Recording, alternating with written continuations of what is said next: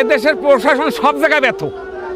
সরকার নিয়ম করেছে 40 কেজি মন, কই 40 কেজি মন না নিয়ে আজকে এই অবস্থা পিসের অবস্থা কেউ কোন ব্যাপারে পিস করলে বিদেশি ব্যাপারী এসে পিস করার জন্য ঘুরতেছে। কিন্তু যারা বাইরে থেকে আছে তাদের সঙ্গে আমার কথা হলো, কয় আমার আজ পিস দরকার, আমি আজ পিস কিনবার পারলাম না।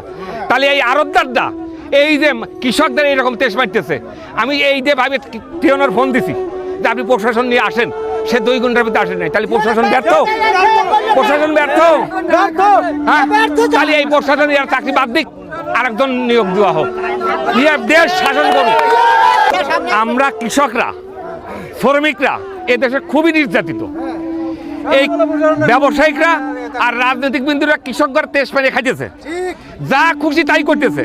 50 কেজি আনলি পারে 4 কেজি মাছ, 42 কেজি 300 গ্রাম আনলি পারে 3 কেজি মাছ। এইটা দেওয়া হবে না বিদায় আজকে পিস কেনা বন্ধ। তাই যদি বন্ধ থাকে সোনাপুরটা বন্ধ করে দিক, মাইকি করে দেওয়া হোক, সোনাপুরটা পিস কিনবো না। আমরা বেচবো না। কৃষকরা কেন এত নির্যাতিত? আমি বালিয়াকান্দি টিওনের কাছে 1-1.5 ঘন্টা আগে ফোন দিছি, সে বললে যে আমি আসতেছি, আর 2 ঘন্টার তো তার কোনো খবর নাই। তাহলে এই দায়টা কে নেবে? আমি সে টিওনো সাহেব আসলো ডাকান, কৃষকরা কেন এত নির্যাতিত? আর এই ধরনের মধ্যে কি আছে? তারা নিত, তারা নিত, তারা আমরা দেব।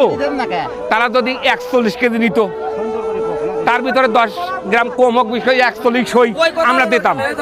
কিন্তু আমরা ওই 3 কেজি আমার আমরা দলটা তো দেবো না, আমরা দেব না। তাহলে এত নির্যাতন কেন? এই কৃষকরা কেন এত নির্যাতন হচ্ছে? হ্যাঁ, আমরা কি এই খেলার পুতুল? সরকারের কি আছে দেখা? সরকারের কর্মচারীরা, প্রশাসনেরা কি করতেছে? এরা দেখতেছে না